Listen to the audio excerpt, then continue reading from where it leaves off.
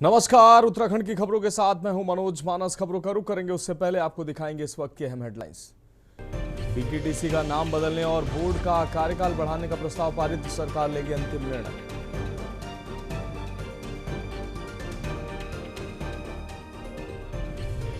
9 जुलाई को उत्तराखंड दौरे पर आएंगे कांग्रेस महासचिव के सी वेणुगोपाल। कांग्रेस कार्यकर्ताओं के साथ करेंगे बैठक।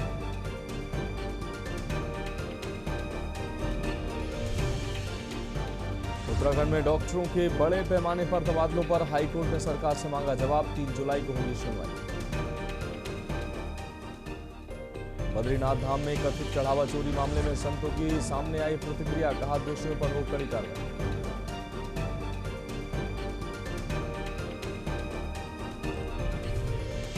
उत्तराखंड में अंतिम चरण में एसआईआर 8 लाख से अधिक मतदाताओं के नाम काटने की संभावना। देहरादून में कट सकते हैं सबसे ज्यादा नाम। उत्तराखंड के यूसीसी पोर्टल पर आरबीआई का पहरा, फर्जी दस्तावेज और डीप फेक पकड़ेगी नई तकनीक। आप देख रहे हैं के न्यूज, खबरों का सारथी। और अब खबरें विस्तार से। अहम खबर से बुलेटिन की शुरुआत करेंगे। खबर हरिद्वार से है, जहां बद्रीनाथ धाम में चढ़ावा की कथित चोरी मामले पर अखिल भारतीय अखाड़ा परिषद के अध्यक्ष महंत रविंद्र पुरी ने कड़ी प्रतिक्रिया जताई है। उन्होंने कहा कि चारधाम की आस्था से किसी भी प्रकार का खिलवाड़ स्वीकार नहीं किया जा सकता है और मामले में दोषी पाए जाने वाले लोगों के खिलाफ सख्त से सख्त कार्रवाई होनी चाहिए। 4 करोड़ों श्रद्धालुओं की आस्था का केंद्र ऐसे पवित्र स्थलों के चढ़ावा या मंदिर की संपत्ति से जुड़ी किसी भी तरह की अनियमितता गंभीर मामला है। उन्होंने कहा कि पूरे प्रकरण का निष्पक्ष और पारदर्शी जांच होनी चाहिए ताकि सच सामने आए और दोषियों को कानून के अनुसार कड़ी सजा मिल सके।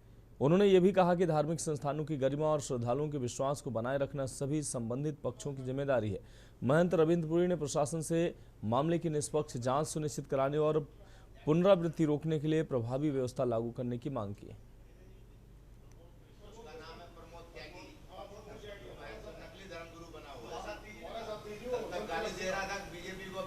इस प्रकार के छोटे कर्मचारियों के द्वारा अगर कोई घटना हुई है तो बद्रीनाथ मंदिर समिति, जो क्योंकि सरकार के द्वारा ही संचालित है वो, और उसके अध्यक्ष जी ने ये एक अच्छा कदम उठाया, मैं इसका स्वागत करता हूँ। और माननीय मुख्यमंत्री जी के ऊपर मुझे विश्वास है और उनको बधाई भी है कि वो अपने 5 साल पूरे किए उन्होंने आज। और देवस्थान के प्रति जो श्रद्धा है, 4 धाम जो उत्तराखंड में हमारे केदार, बद्री, गंगोत्री, यमुनोत्री, वहाँ पूरी दुनिया के लोग आते हैं। अगर कोई गलत काम वहाँ हो रहा है तो सरकार को और वहाँ की व्यवस्था करने वाले लोगों को तुरंत एक्शन लेना चाहिए। अब बढ़ेंगे अगली खबर की ओर। उत्तराखंड के मुख्यमंत्री पुष्कर सिंह धामी के सफल 5 वर्ष पूरे होने के उपलक्ष्य में कालाढूंगी विधानसभा क्षेत्र में पर्यावरण मित्र सम्मान समारोह आयोजित किया गया। भाजपा नेता मनोज पाठक के नेतृत्व में आयोजित इस कार्यक्रम में शहर की सुव्यवस्था, स्वच्छता व्यवस्था में अहम भूमिका निभाने वाले पर्यावरण मित्रों को प्रशस्ति पत्र देकर सम्मानित किया गया। दीप प्रज्वलन के साथ समारोह की शुरुआत की गई। इस दौरान पर्यावरण मित्रों ने अपने अनुभव भी साझा किए।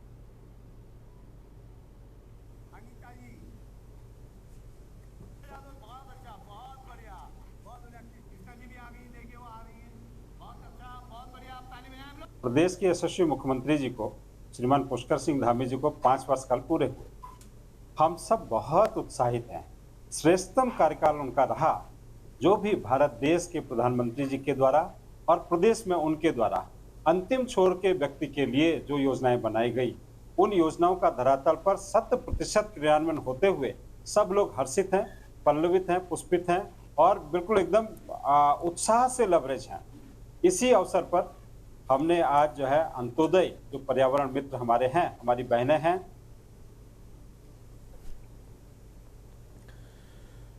बढ़ेंगे अगली खबर की ओर। उत्तराखंड के लक्सर अंतर्गत सुल्तानपुर क्षेत्र से एक बेहद डरावनी और चिंताजनक तस्वीर सामने आई है। यहाँ लाखों रुपए की लागत से बने एक नवनिर्मित पानी के ओवरहेड टैंक की ऊंचाई पर दर्जनों बच्चे बेखौफ होकर चढ़ गए। बच्चे वहां न सिर्फ मौज मस्ती और हुड़दंग करते दिखाई दिए, बल्कि टैंक की रेलिंग पर खतरनाक ढंग से खड़े होकर नारेबाजी भी करते नजर आए।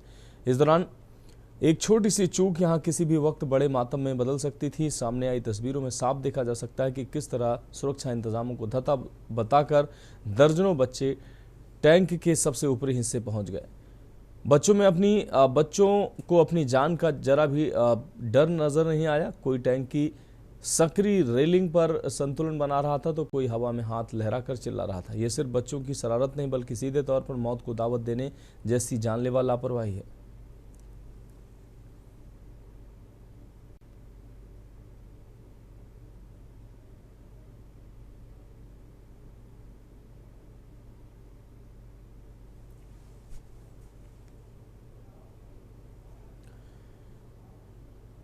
अब बढ़ेंगे अगली खबर की ओर। खबर देहरादून से है, जहां सहसपुर ब्लॉक के स्वयं सहायता समूहों से जुड़ी महिलाएं उद्यान विभाग और ग्रामोत्थान यानी रीप की मदद से आईटीबीपी सीमा द्वार को ऑर्गेनिक सब्जियां सप्लाई कर रही हैं। अप्रैल से अब तक 5 बार में 13 कुंटल से अधिक सब्जियां भेजी जा चुकी हैं। समूह हर 15 दिन में आईटीबीपी की 25% सब्जी की मांग को पूरा कर रहा है। आपको बता दें, आमवाला पंचायत की कोटरा संतूर की महिलाएं किसानों से आलू, टमाटर, गोभी, शिमला मिर्च, मशरूम समेत 12 तरह की सब्जियां, ताज़ी सब्जियां इकट्ठा कर सीधे आईटीबीपी पहुंचाती हैं। इससे किसानों को बिचौलियों से मुक्ति के साथ उचित दाम मिल रहे हैं।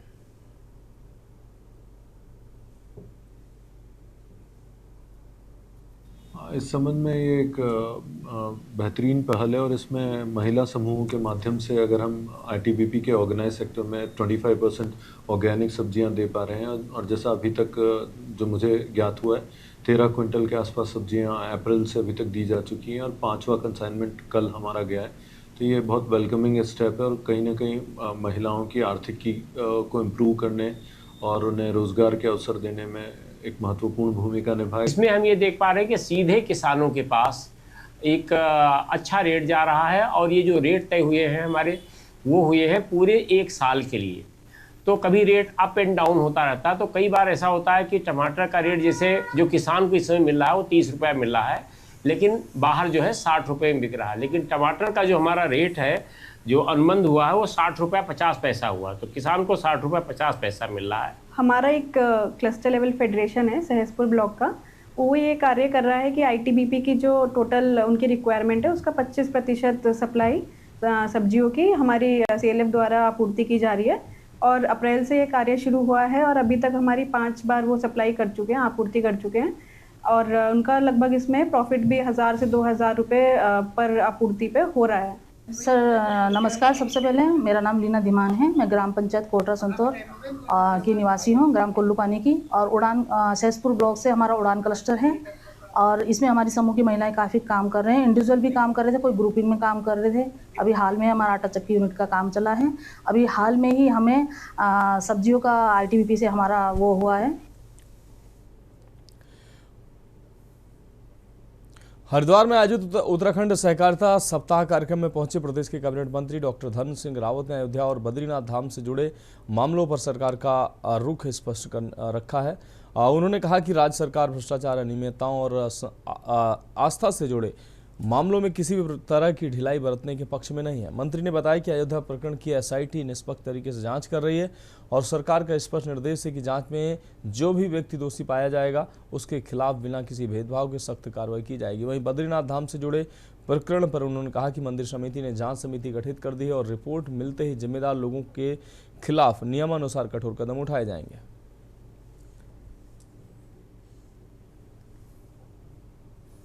अयोध्या में एसआईटी अपना काम कर रही है और हमारे प्रदेश सरकार ने ये कहा है कि किसी को भी बख्शा नहीं। जहाँ तक बद्रीनाथ की बात है तो वहाँ के मंदिर समिति ने जो है एक जांच कमेटी बिठा दी है और मुझे लगता है कि कोई भी गड़बड़ करेगा तो उसको बख्शा नहीं।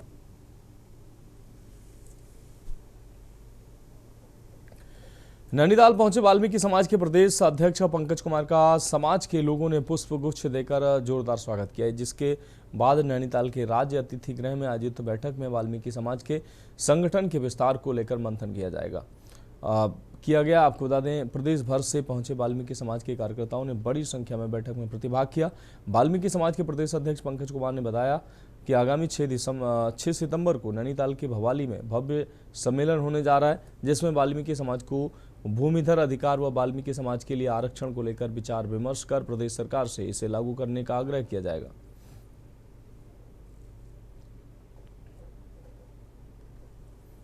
समाज के लोगों को कहीं ना कहीं पर राजनीति में पीछे रखा गया है तो इस बार 2027 के चुनाव में सभी लोगों ने मजबूती बनाई है और सितंबर में एक प्रोग्राम भी रख रहे हैं। उस प्रोग्राम को प्रदेश लेवल पे रख रहे हैं कि हर प्रदेश साथ में आएंगे और हमारे जो लोगों ने ये रखी आज मीटिंग, इसमें उनका मानना है कि पार्टी जहां पर टिकट देगी हमारे लोगों को, हम उनको तन मन धन से लड़ाएंगे और जिताएंगे भी। मेरा कोई ऐसा निर्णय नहीं है, मेरा तो निर्दलीय चल रहा है कि मैं निर्दलीय ही लड़ूंगा, लेकिन 1% अगर कहीं पर कोई पार्टी हमारे चीज़ों पे एग्री करती है, हमारी बातों को समझती है, मानते हैं कि हम काम करेंगे, तो निस्वार्थ भाव से और पार्टी जिससे जुड़ेंगे वो निस्वार्थ भाव से हमारे लोगों के लिए काम करेगी। हमारा एक कार्यक्रम ये था संगठन के विस्तार के लिए, और आगामी हम 6 सितंबर को हम एक भव्य वाल्मीकि सम्मेलन भवाली में करेंगे, जिसमें हमारे समस्त उत्तराखंड के वाल्मीकि समाज के लोग इकट्ठा होंगे। कार्यक्रम के लिए हम सब लोग एक मंच पे सभी को लाएंगे और एक भव्य कार्यक्रम करेंगे। और जैसा कि हमारे कुछ इसमें एजेंडा भी बनाया है, जिसमें हमारा कहीं ना कहीं वाल्मीकि समाज को भूमिधर अधिकार नहीं है आज भी उत्तराखंड में। ये बहुत बड़ा एक पार्शलिटी कहें या कुछ कहें, ये बहुत बड़ा एक मुद्दा है, जिसमें अगर हम सरकार को भी ये चीज़ बताएंगे कि वाल्मीकि समाज कम से कम कोई भी परिवार है यहाँ 80-80, 90-90 साल से रह रहा है, लेकिन आज तक उनको भूमिधर अधिकार प्राप्त नहीं है।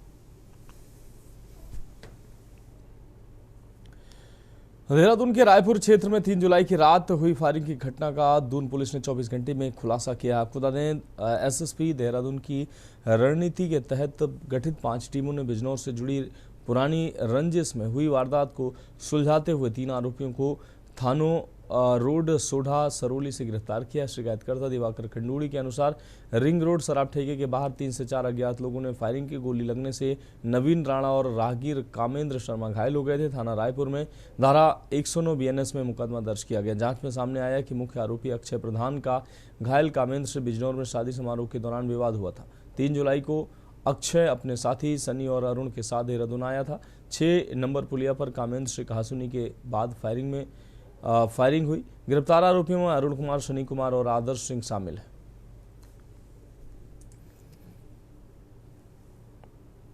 3 तारीख को लगभग 9 बजे हमें ये सूचना प्राप्त हुई थी कि रिंग रोड पर जो वाइन शॉप है उसके पास फायरिंग की सूचना है, जिसमें एक व्यक्ति घायल है। इस सूचना पर जब वहाँ पर पहुँचे तो ये पता चला कि वहाँ पर कुछ 2 पक्षों में कुछ झगड़ा चल रहा था, और जो फायरिंग की गई है उसमें 2 व्यक्तियों को गोली लगी थी। उसमें 2 व्यक्ति जो फायरिंग की गई थी 2 राउंड फायर थे। उसमें एक नवीन राणा है जो कि कोरोनेशन में एडमिट था, और एक कामेंद्र शर्मा जो कि दून हॉस्पिटल में एडमिट था, उसके पाँव में गोली लगी थी। इसमें घटना की गंभीरता को देखते हुए एसएसपी महोदय द्वारा इसमें जो टीम थी, लगभग 5 टीम इसमें गठित की गई थी।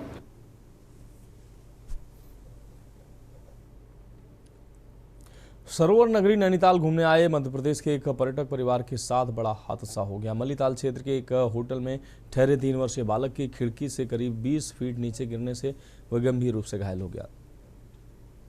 मध्य प्रदेश निवासी विशाल सैनी अपने परिवार के साथ नैनीताल भ्रमण पर आए थे।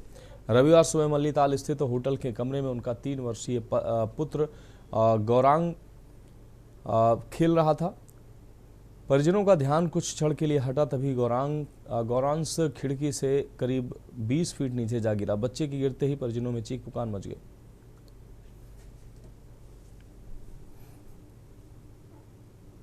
साढ़े 7 बजे एक बच्चा आया था, इसका नाम गौरांश है, जिसके माता पिता के द्वारा बताया गया था कि छत से गिरने के वजह से इसको सर में चोट लगी हुई थी। बच्चा हमारे पास अनकॉन्शियस कंडीशन में आया था, जो होश में नहीं था, जो बार बार होश में आ रहा था, बार बार बेहोश हो रहा था, जिसको हमने प्राथमिक उपचार देने के बाद इसको हल्द्वानी के लिए हायर सेंटर न्यूरो डिपार्टमेंट में सुई के लिए इसको रेफ़र कर दिया था, जहाँ से इसका मेडिकल परीक्षण करते हुए और इसका एक MRI CT स्कैन जो भी डॉक्टर साहब ने किया था, उनके बाद उनको वहाँ से दिल्ली के लिए रेफ़र कर दिया गया है।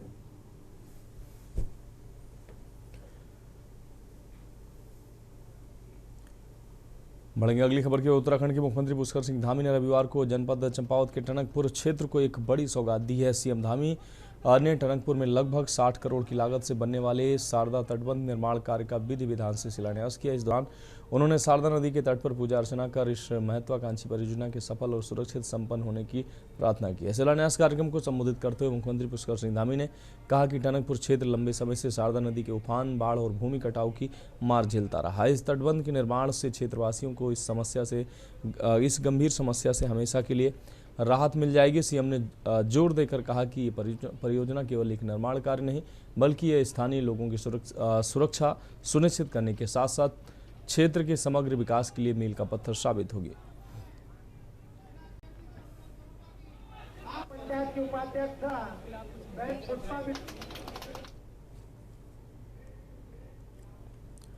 फिलहाल खबरों में वक्त एक अहम ब्रेक का, जल्द हाजिर होंगे। आप देख रहे हैं के न्यूज, खबरों का सारथी। ब्रेक के बाद उत्तराखंड की खबरों में एक बार फिर से आपका स्वागत है। बढ़ेंगे अगली खबर की ओर। खबर चंपावत से, जहां कैलाश मानसरोवर यात्रा 2026 के पहले 49 सदस्यीय जत्थे को टनकपुर टीआरसी से हरी झंडी दिखाकर अगले पड़ाव के लिए रवाना किया गया है। इससे पहले टीआरसी परिसर में सीएम धामी ने सभी मानसरोवर यात्रियों से आत्मीय मुलाकात कर श्रद्धालुओं को भोलेनाथ की पट्टिका एवं रुद्राक्ष की माला भेंट की। पहले जत्थे के सभी तीर्थयात्री शनिवार शाम को ही टनकपुर टीआरसी पहुंच गए थे। सीएम धामी ने इस अवसर पर सभी मानसरोवर यात्रियों का स्वागत अभिनंदन करते हुए कहा कि सभी तीर्थयात्रियों की यात्रा सुगम एवं सुरक्षित यात्रा की भोलेनाथ से कामना करते हैं। इस मौके पर तीर्थयात्रियों के से संवाद के दौरान मानसरोवर यात्रियों ने यात्रा सुविधाओं एवं आतिथ्य की जमकर सराहना की।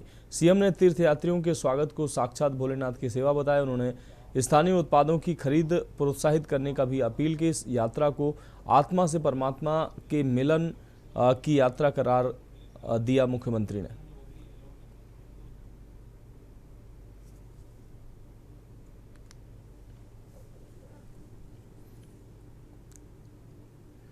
बड़ा पवित्र दिन है कि जिस दिन एक साथ 49 हम भगवान महादेव के भक्तों को यहाँ से यात्रा पर रवाना कर रहे हैं और मेरे लिए ये बहुत भावुक क्षण है और भगवान शिव का स्मरण करने का भी बड़ा अवसर होता है।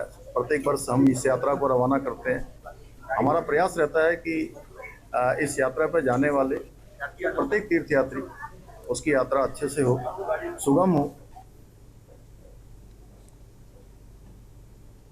अब बढ़ेंगे अगली खबर की ओर। एसपी चमोली सुरजीत सिंह पवार के निर्देशन में जनपद पुलिस ने एक बार फिर त्वरित एवं प्रभावी कार्रवाई का परिचय देते हुए लगभग 8 लाख रुपए मूल्य के बिजली लाइन निर्माण सामग्री चोरी प्रकरण का सफल अनावरण कर 100% माल बरामद करते हुए आरोपियों को गिरफ्तार किया है। आपको बता दें 4 जुलाई 2026 को टीएस पवार कॉरपोरेशन लिमिटेड में साइट इंजीनियर द्वारा कोतवाली कर्णप्रयाग में सूचना दी गई। आरडीएसएस परियोजना के अंतर्गत कर्णप्रयाग क्षेत्र के गांव में बिजली लाइन बदलने हेतु साइट पर रखी गई लगभग 1100 मीटर पीवीसी केबल, 3 से 4 कुंटल एल्यूमिनियम वायर एवं हार्डवेयर सामग्री अज्ञात चोरों द्वारा चोरी कर ली गई। इस मामले पर कार्रवाई करते हुए पुलिस टीम द्वारा जांच की गई है। पुलिस द्वारा सघन चेकिंग कर चोरी का माल, वाहन सहित चोरी का माल समेत अभियुक्तों को गिरफ्तार किया गया।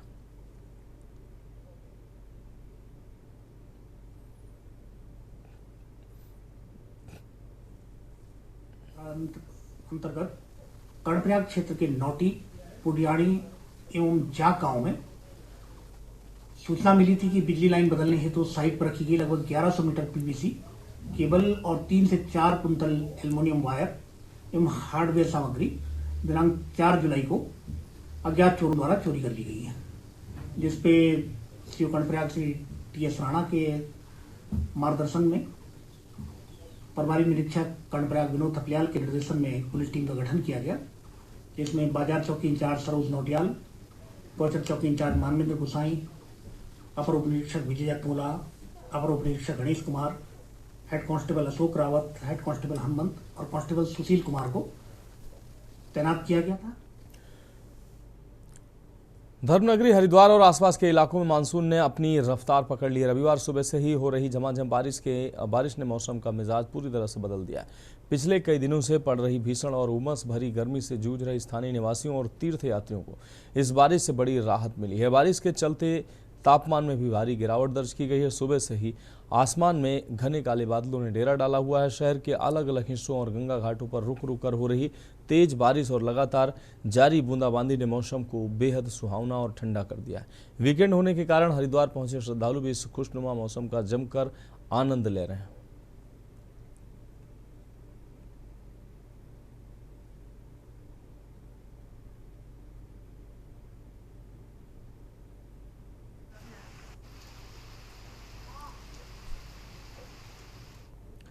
उधम सिंह नगर जनपद के गदरपुर क्षेत्र में देर रात पुलिस और बदमाशों के बीच हुई मुठभेड़ से हड़कंप मच गया है। एसओजी और गदरपुर पुलिस की संयुक्त कार्रवाई के दौरान गोकसी के वांछित आरोपी ने पुलिस पर जानलेवा फायरिंग कर दी। पुलिस द्वारा आत्मरक्षा में की गई जवाबी फायरिंग में मुख्य आरोपी के पैर में गोली लगी है, जिससे मौके पर ही गिरफ्तार कर लिया गया। वहीं उनका एक साथी अंधेरे का फायदा उठाकर भागने में सफल रहा।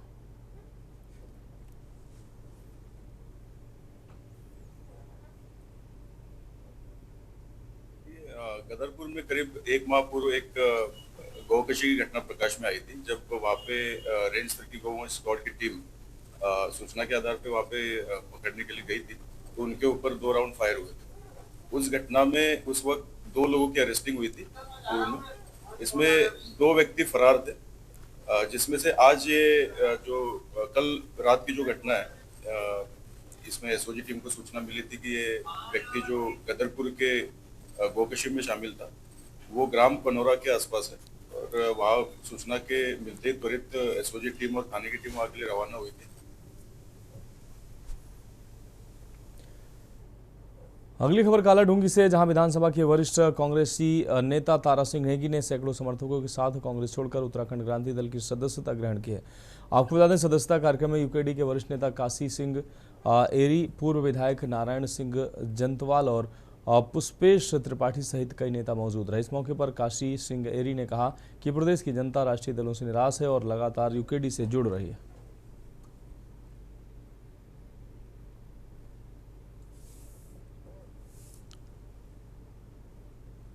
बताया कि कालाढूंगी की जनता का स्नेह, सहयोग, समर्थन उत्तराखंड क्रांति दल को पूर्व में भी मिलता रहा है, और उत्तराखंड क्रांति दल ने भी प्रतिनिधि के रूप में अपनी क्षमता से जो हो सकता हमारे साथियों ने यहाँ काम भी किया है। और ये वाला जो दौर है, कालाढूंगी तो एक जागरूक क्षेत्र हमारा रहा है। पूरे उत्तराखंड के अंदर जो 25-26 सालों के लोगों को उम्मीद थी राज्य बनने के बाद राज्य के जो सपने थे वो धरातल पर उतरेंगे।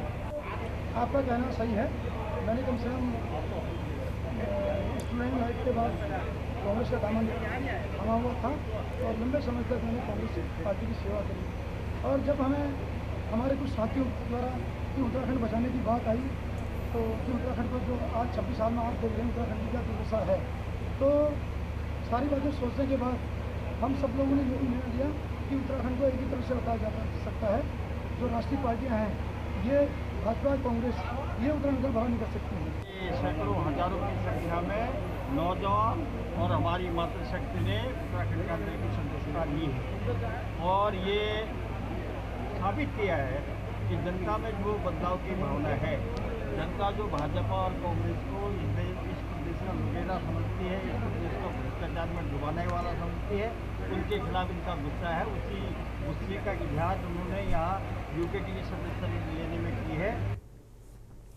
तो फिलहाल उत्तराखंड की खबरों में अभी के लिए मेरे साथ इतना ही। मुझे दीजिए इजाजत और आप देखते रहिए के न्यूज इंडिया।